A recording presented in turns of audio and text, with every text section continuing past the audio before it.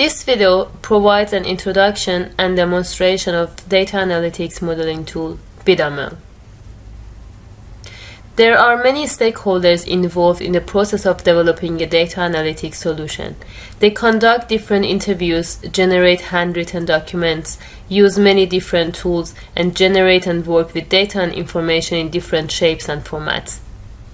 We introduce big data analytics modeling languages, BiDaML, to support end users during the process of designing big data analytics solutions.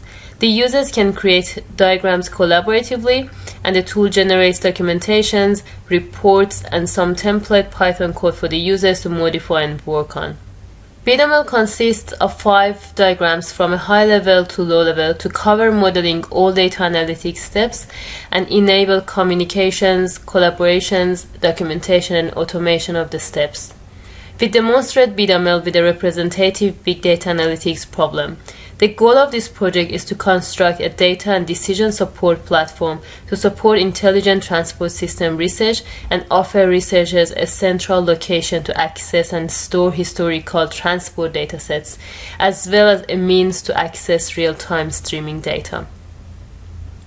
To use the tool, we first need to open Metadata Plus and log into BiDaML project.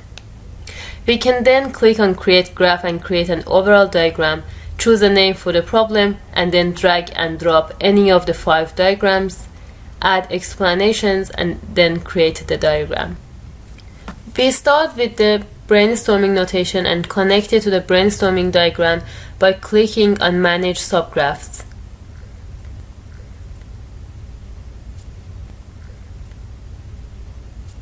We create a new diagram and drag and drop items in the drawing area, starting from the reg hexacone as the problem, followed by tasks.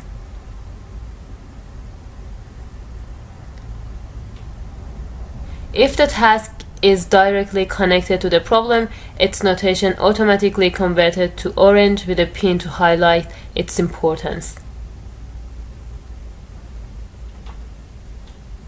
You can see the completed brainstorming diagram for the traffic analysis project. Any of the participants in the data analytics project can work on this diagram, add their items, and then share with the others for the feedback or modifications. Then we create a process diagram to specify the organizations and participants involved in the project, to include more details about the responsibilities, requirements, and conditions. If the participant is located outside the organization, the tool shows an error message. This is a completed process diagram for the traffic analysis project, and it's being used by any of the participants in data analytics project, same as brainstorming diagram. We can add as many data and technique diagrams as possible for different tasks. Now I'm going to show the diagrams we've already created for this example.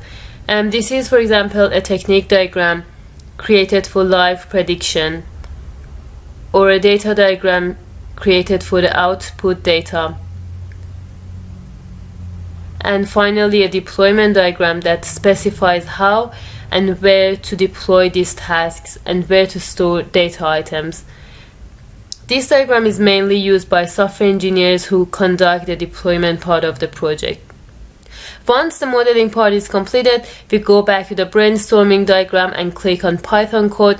It generates code based on the existing tasks, subgraphs, and the output file if there is a file attached. We can also generate a final report from the overall diagrams that includes all the diagrams and the explanations we have included in different notations. This helps users to generate instant automatic documentation to better collaborate during the process.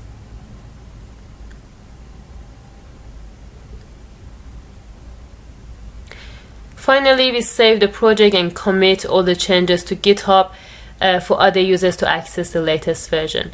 Thank you for watching this video.